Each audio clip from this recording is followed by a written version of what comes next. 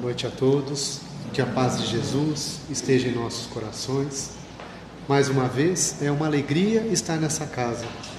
Agradeço muito a oportunidade de aqui estar, visitar os amigos e receber tanto carinho aqui de todos que fazem parte desta casa.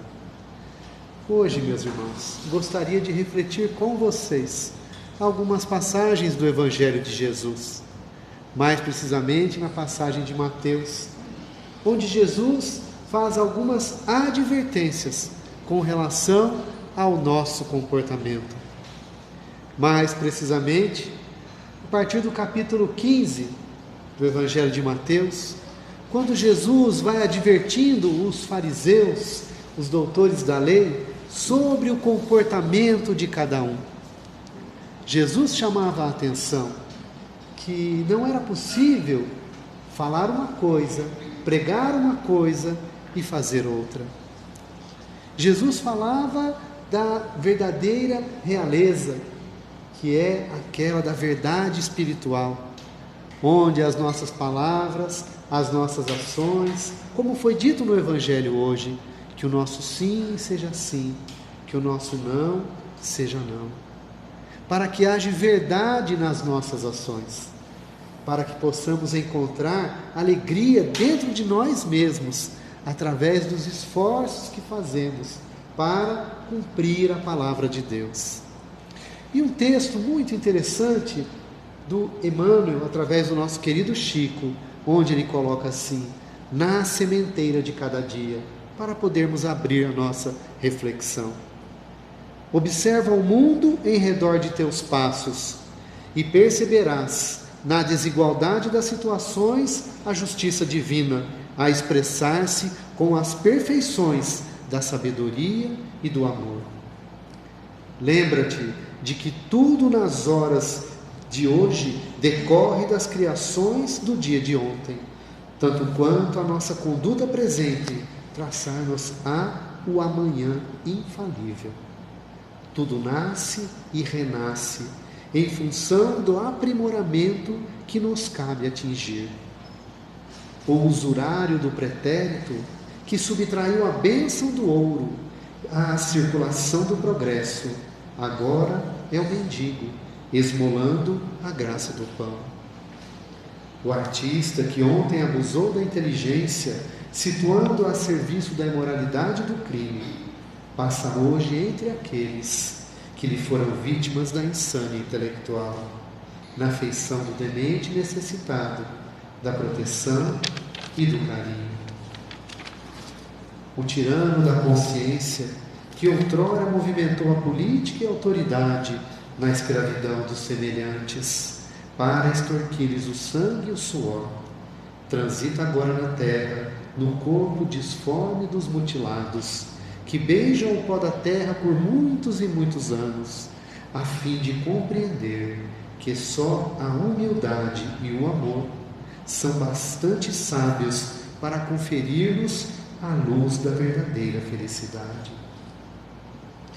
Enquanto, cultivemos na sementeira de cada dia a paciência e a bondade, a harmonia e a tolerância, enquanto a oportunidade de plantar brilha hoje em nossas mãos, porque amanhã será para nós um novo tempo a colher e ressurgiremos diante da verdade com as flores da vitória espiritual, que será a luminosa ascensão da morte para a vida, ou com os espinhos angustiosos compromissos com a sombra, que representarão para nós outros a volta das eminências da vida para novo mergulho nas pesadas correntes da morte. Este texto de Emmanuel vem em encontro a essa passagem de Jesus. Pelos frutos se conhece a árvore. Querendo nos convidar muitas vezes a olhar para dentro de nós mesmos, para as nossas ações, para aquilo que realizamos, para de fato saber quem nós somos, o que as pessoas acham de nós.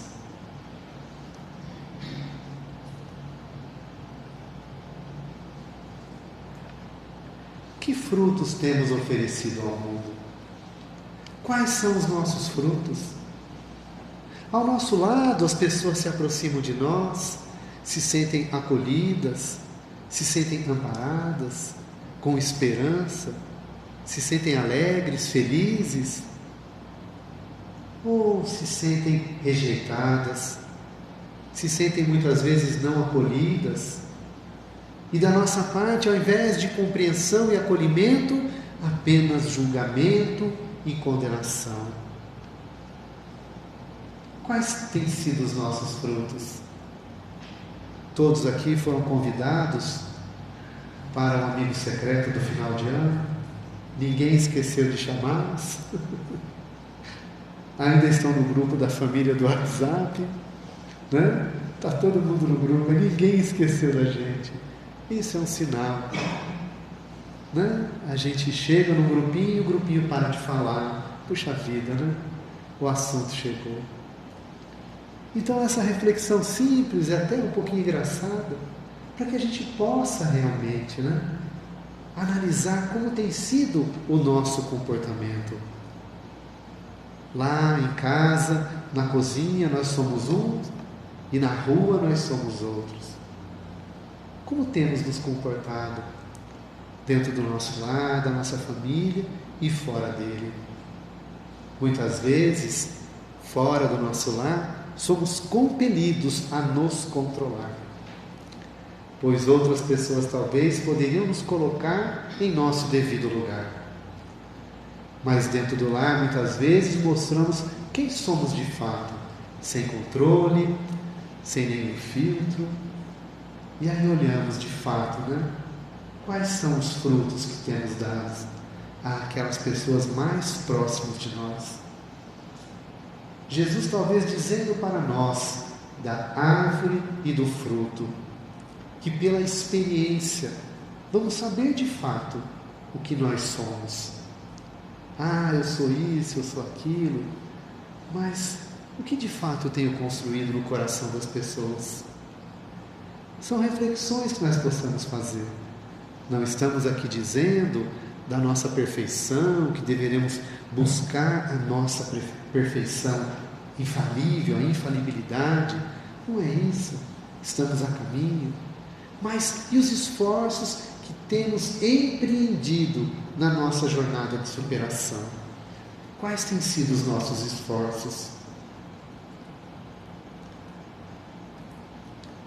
Mais uma vez, a passagem de Jesus, da lei de causa e efeito. Jesus querendo dizer que pela árvore se conhece os frutos, ou seja, aquilo que fazemos vai representar de fato o que somos. E a lei de causa e efeito, aquilo que plantarmos, nós vamos colher.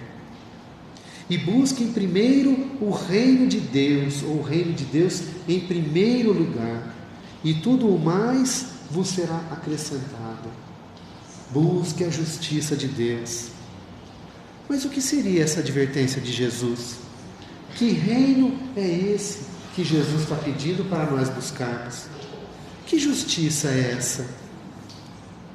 Nós olhamos muitas vezes, como diz Emmanuel, nos acontecimentos da vida, aquilo que nós chamamos de justiça ou de injustiça, e como nos sentimos? Às vezes ficamos tão preocupados com as atitudes dos outros e esquecemos de olhar para as nossas próprias atitudes. Então, buscar primeiro o reino de Deus. E uma pergunta: aonde está o reino de Deus? O que seria esse reino de Deus? Está lá em Paulo dizendo: sois templo divino, templo de Deus.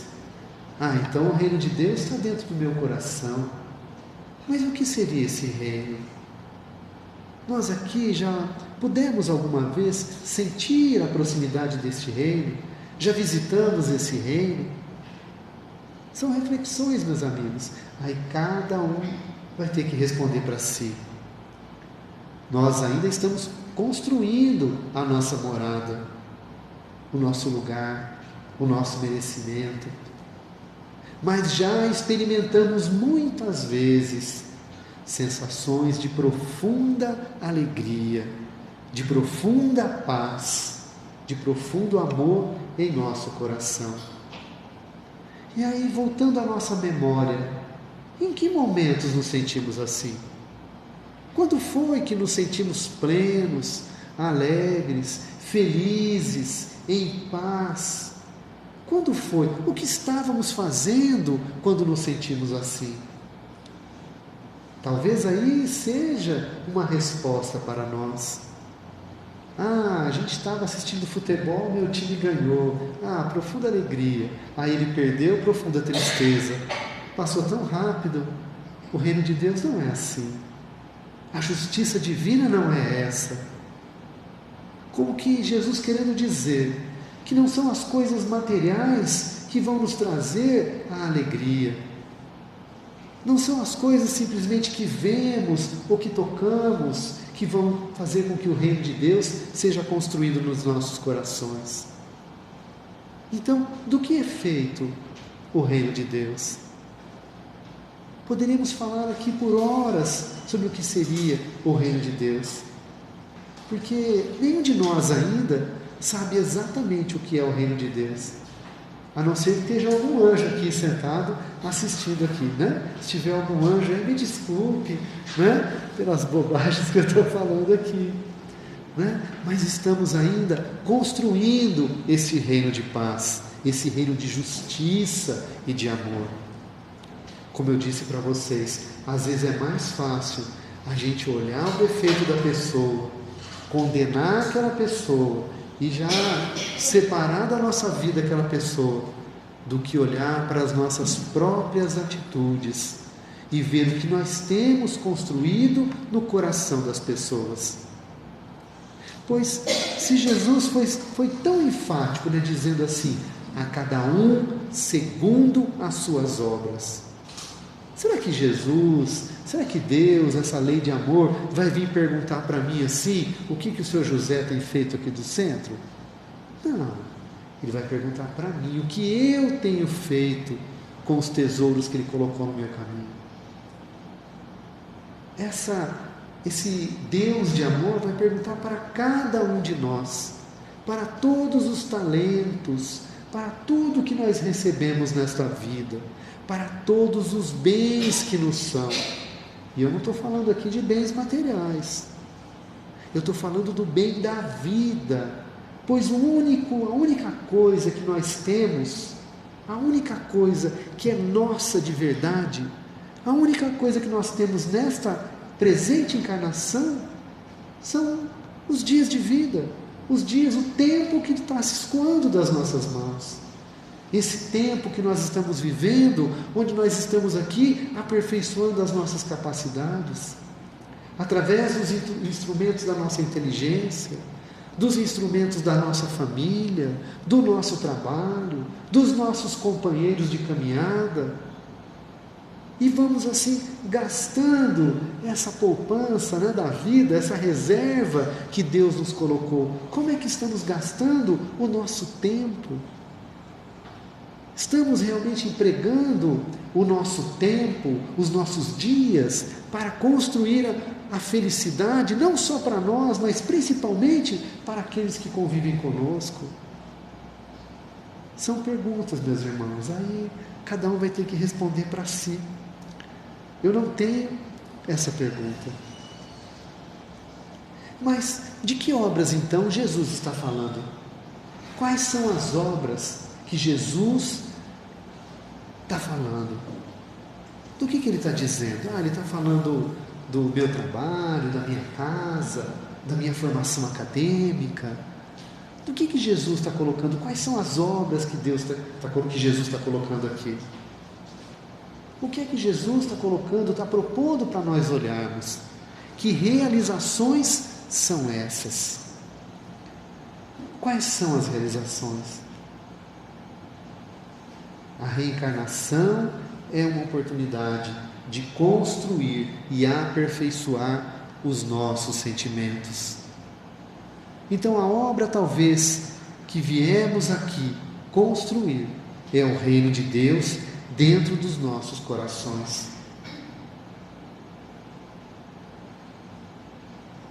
E como disse Jesus, aonde está o reino de Deus? Dentro de nós, mas entre nós. Entre nós.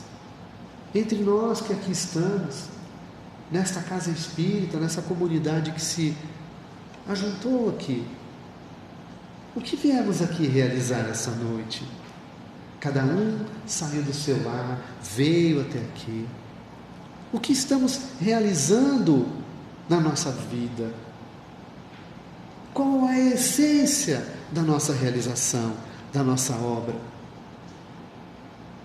Eu não tenho respostas, meus irmãos. Eu vim aqui hoje para escrever e descrever para vocês todas as perguntas que eu faço para mim todos os dias da minha vida. O que nós estamos de fato construindo aqui? Volta aquela pergunta inicial. As pessoas se aproximam de nós, como é que elas saem de nós? Saem de perto de nós? Mais felizes, mais alegres, confortadas, com segurança, com esperança? Nós somos aquele otimista que está sempre olhando o lado bom da vida, ou já de manhã, logo cedo, já começamos a nos queixar do tempo, da dor na perna, da dor de cabeça, do colchão duro. Como tem sido o nosso comportamento? São essas obras, meus irmãos. A gente imagina às vezes que Deus quer que a gente construa uma obra imensa, um grupo espírita imensa. Não é isso. Tem uma santa, que a gente, na santa da Igreja Católica, Santa Teresinha do Menino Jesus. E tem um livro dela, onde ela escreveu as memórias dela. E nessas memórias ela escreveu assim, é muito chocante o que ela escreveu. Ela disse assim: Deus não precisa das nossas obras. Deus não precisa, Ele não quer as nossas obras. O que Deus quer é o nosso amor. É só isso que Deus quer, o nosso amor. E é fácil amar? É fácil amar? Às vezes a gente coloca assim, eu sou uma pessoa, né, boa, é só não pisar no meu calo que eu não faço nada com a pessoa. Eu gosto daquela pessoa desde que ela não fale aquele assunto. Eu respeito essa vizinha, mas desde que ela não me venha reclamar alguma coisa. E na verdade Deus quer que a gente ame incondicionalmente. Essa mesma Santa Teresinha do Menino Jesus conta uma história no livro dela, onde ela, pela manhã, bem cedinho, todas as irmãs do Carmelo se reuniam para orar. E ali sentadas todas, elas entravam em oração, todas juntas, e buscavam esse contato com Deus através da oração. E ao lado da Teresinha, vou chamar de Teresinha, sentava uma irmã já mais velha, que enquanto ela orava, ela ia batendo as contas do rosário. E ela rezava alta e batia as contas do rosário. E a irmã Teresinha começou a ficar incomodada com aquele barulho, pois ela dizia, mas de que forma eu consigo orar?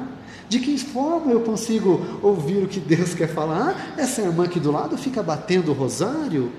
E aquilo foi um dia, no dia seguinte ela pegou e trocou de lugar, foi sentar do outro lado, e a irmã sentou do lado dela.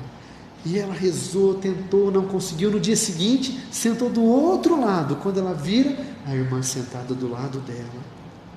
E à noite, na sua cela, ela entrou em contato com Deus através da oração e rogou a Deus para que ela pudesse encontrar um caminho, entender o que Deus queria dela, naquela simples atitude. Então ela pensou assim comigo, não, Deus quer que eu busque aquela irmã para ficar do lado dela, que transforme aquele barulho numa música, onde eu me sinta envolvida pela fé daquela irmã. Então aqueles barulhos da conta, para mim, a partir de agora, são músicas, são notas musicais. E ela foi dormir feliz, e acordou confiante, que ela, agora eu vou sentar do lado da irmã, que aquele barulhinho é música para mim. E quando ela chega de manhã na sala de oração e começa a buscar aquela irmã, e cadê aquela irmã? Ela descobriu que aquela irmã já não morava mais ali. Na noite anterior, ela havia sido transferida para um outro convento. Querendo dizer assim, quando nós compreendemos as lições que a vida nos traz, quando nós começamos a olhar os acontecimentos da vida, quando possibilidades de nós nos melhorarmos, acabou a prova. Acabou. A prova acaba ali. Cada vez que a gente tirou lá o nosso 7,5, 8, 6, tá bom? Deus já, passou, meu filho. Vamos para a próxima. Então não importa o que as pessoas fazem conosco.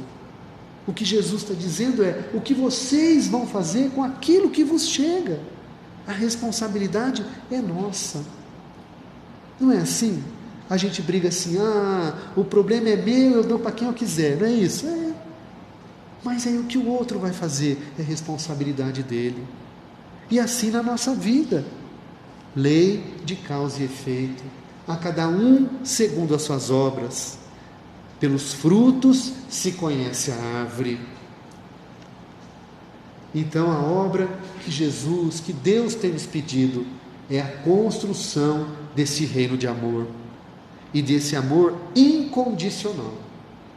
Incondicional. Hoje a leitura foi da Meimei, a prece às mulheres. Talvez as mães já tenham alcançado um pedacinho do que seja esse amor incondicional.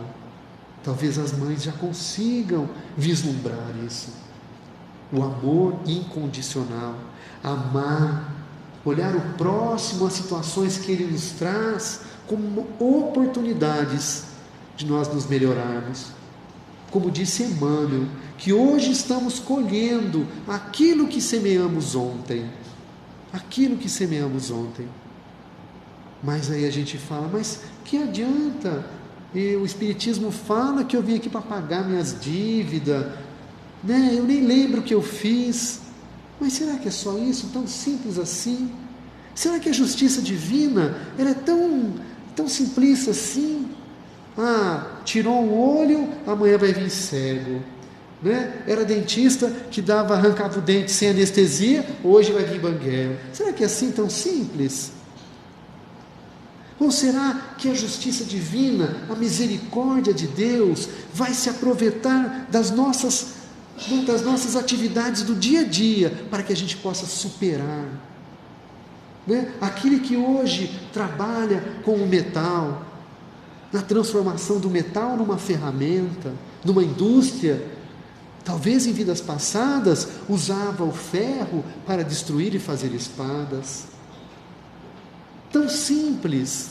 Ou aquele que acolhe aquela família numerosa, com aquele monte de filhos e netos. A gente imagina, o que será? Ele destruiu tudo. Nada disso. Deus vai dando um jardim de acordo com a nossa capacidade de amar. Mas será que Deus seria assim tão perverso? Né? Eu vou dar um carro para o meu filho, ele não sabe dirigir mesmo, mas tudo bem, não é problema meu. A gente faz isso? Não. A gente esconde a caixinha de fósforo, acende as velas em casa, tudo guardadinho, o álcool está escondido, não é isso? Os remédios numa caixinha. Porque as crianças não têm capacidade de fazer um bom uso daquilo. Deus assim também é conosco. Ele vai trazendo as oportunidades do dia a dia da nossa vida, então nos coloca com as pessoas certas, no trabalho certo, com o grupo certo, tudo arrumado. O plano de Deus para nós é a nossa felicidade. Mas nós temos olhado para as situações da vida com acolhimento, ou pelo menos assim, com o silêncio, falar assim, meu Deus, será que eu dou conta? Senhor, dá-me entendimento para isso que está chegando. Então, são as nossas atitudes, são aquilo que refletimos para o mundo, é o que tem trazido para nós as consequências da nossa existência. E aí, se nós não nos lembramos do que fizemos, mas nós vamos ficar aqui para sempre? Será que quando a gente não voltar para o lado de lá, espero que demore um pouco, não quero ir agora, tá bom? Será que nós não vamos nos lembrar de alguns fatos que fizemos? Vamos descobrir quem são aquelas pessoas que conviveram conosco, Quem eram aquelas pessoas da nossa família? Muitas vezes aquelas pessoas que nós nutríamos até antipatia. Por que será que Deus junta pessoas simpáticas e antipáticas no mesmo lugar? Não é? É assim, né? De manhã a gente vai sair para trabalhar, não é? Todas as pessoas que dirigem devagar, elas estão na nossa frente, né? Elas têm um grupo de WhatsApp, ela fala assim, olha, amanhã o Márcio sai às 7 horas para trabalhar, então todos os lentos da cidade vão parar na nossa frente, não é isso? Está tudo combinado, não é? Aí a gente vai no supermercado, a gente olha aquele monte de caixa, né, de operadores de caixa, e fala, aquela é mais rapidinha, tem cara de esperto, eu vou lá. E aí, para. Aí você troca, aquela anda e essa para. Aí você troca, quando você vê, você fica 2 horas trocando. Não é assim? Bom, pelo menos comigo é assim. Vocês talvez, né, já estejam no outro patamar, não consigam, né, sofrer tanto assim com as situações. O que será que Deus tem colocado para nós aprendermos e descobrirmos aqui na nossa vida? São perguntas simples, né? Mas que a gente precisa olhar para isso. Aquilo que chamamos de uma descrição do amor de Paulo na carta aos Coríntios. Ele não escreveu para os corintianos, tá bom, gente? Seja, fique bem claro isso, né? Se bem que ele merecia escrever para os corintianos, né? Mas não foi para os corintianos. Aos coríntios. Ainda que eu falasse a língua dos homens e dos anjos, e não houvesse amor, seria como um metal que soa, ou como um sino que tine.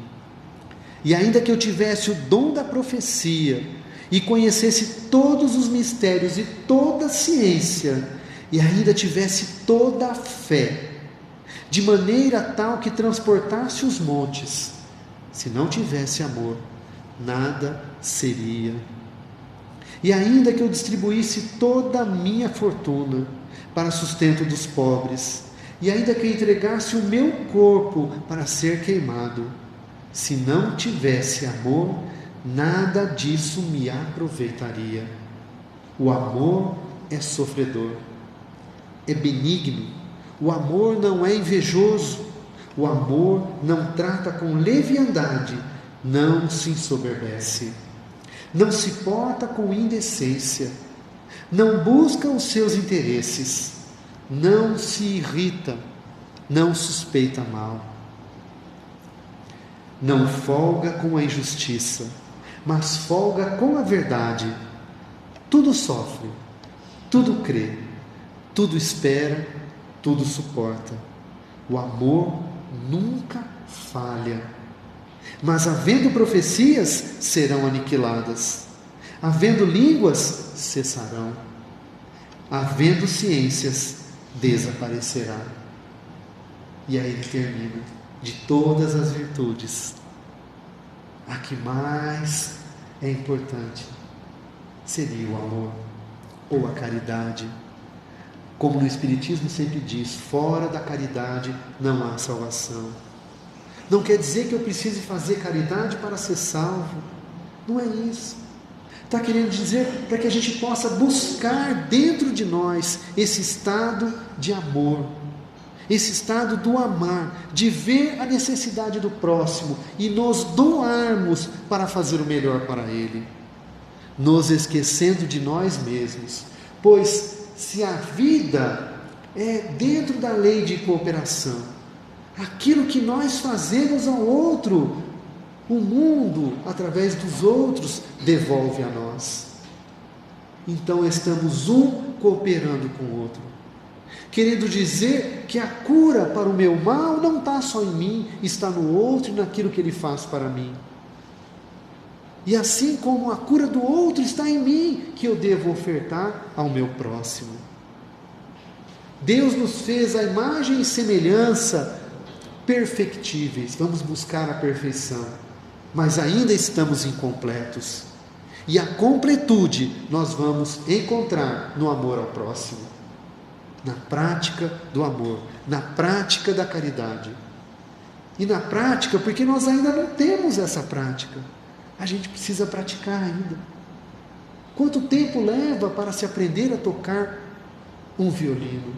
Não é só fazer aqueles barulhinhos, não, né? É tocar divinamente. Quantos anos, dedicação a pessoa precisa se dedicar a construir aquela virtude? Quantos anos? Imaginamos que as coisas nos chegam assim, num estalar de dedos. Não é bem assim, meus irmãos. Há que se ter trabalho, há que se ter empenho, há que se ter vontade nossa de nos aperfeiçoarmos. E às vezes olhamos para nós e ficamos presos aos nossos vícios. Ah, puxa vida, eu sou orgulhoso. Ah, puxa vida, eu sou invejoso. Eu queria ter um carro igual do meu vizinho, eu não tenho. A gente fica pensando sempre que o que o outro tem é melhor que o nosso. E ficamos presos aos nossos vícios e nos esquecemos de alimentar as nossas virtudes. Aquele ancião, sábio ancião, que reúne o seu grupo de discípulos ali e começa a dizer para eles: dentro de mim tenho 2 cães que vivem lutando entre si. Um é muito manso, é calmo, amoroso, pratica o bem, é tranquilo. E o outro cão é muito mau, raivoso, vive mordendo, agressivo. E eles estão sempre lutando dentro de mim. É assim que eu me sinto. E os discípulos perguntaram: mestre, mas qual desses 2 cães é que vai vencer essa luta? E ele respondeu: aquele que eu mais alimentar. Aquele que eu der mais alimento, aquele que eu nutrir mais, é o que vai ter mais força dentro de mim. Então, o que é que nós estamos alimentando dentro de nós? As nossas virtudes ou os nossos vícios? Ah, eu gosto de contar umas notícias que eu não sei se é verdade, famoso fofoqueiro, né? A gente já sabe disso. Mas eu vou ficar alimentando isso? Não, isso eu já sei. A humanidade é assim. Por que não alimentar a verdade, a tolerância, a compreensão? Isso faz parte da nossa atividade. Isso nos cabe, alimentar o bem em nós. Alimentar o bem, a bondade, o amor. E o amor não vai brotar assim de um dia para o outro. A semente está aqui no nosso coração. Mas a gente precisa alimentar. Alimentar. Por isso Kardec vai colocando: qual a mais meritória de todas as virtudes? Todas as virtudes têm seu mérito, porque todas são indícios do progresso no caminho do bem. A virtude sempre que há resistência voluntária ao arrastamento das más tendências. Olha só, os Espíritos disseram para Allan Kardec que eles olham para nós com o nosso esforço em repelir em nós o mal, já como uma virtude. Olha, aquele irmão já sabe tudo aquilo que ele precisa construir nele, e está lutando com ele, está resistindo ao mal que existe dentro dele. Claro que o mal ainda resiste dentro de nós, que é a nossa ignorância à lei de Deus, à lei de amor. Isso, a nossa luta, a nossa resistência, já é uma virtude. Então, por isso, alimentar o bem, alimentar o amor dentro de nós, ao arrastamento das más tendências. Mas a sublimidade da virtude consiste no sacrifício do interesse pessoal para o bem do próximo.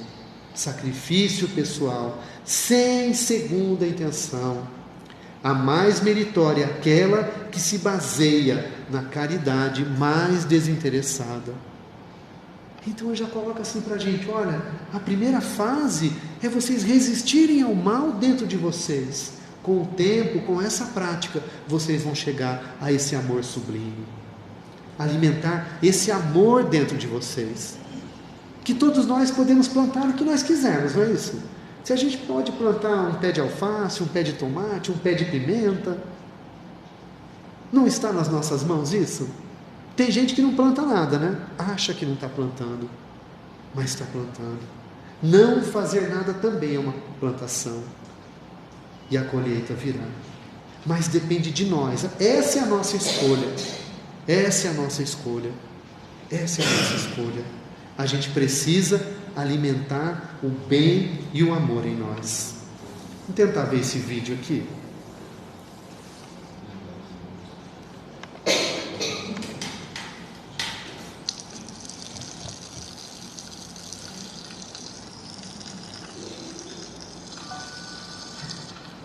Não tem problema o som, é só a imagem, tá bom?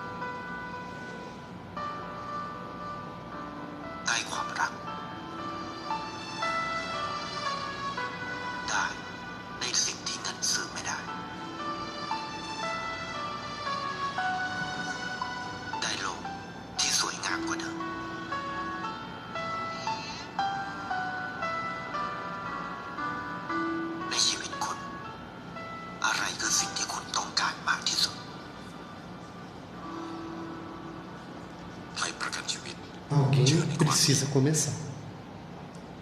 Alguém precisa começar.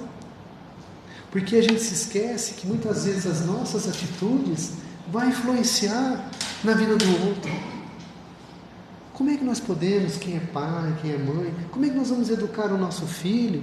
Como é que o nosso filho vai ter esperança em Deus, acreditar em Jesus, se nós não proporcionarmos o mundo à nossa volta, bem próximo de nós, um mundo de paz, de amor?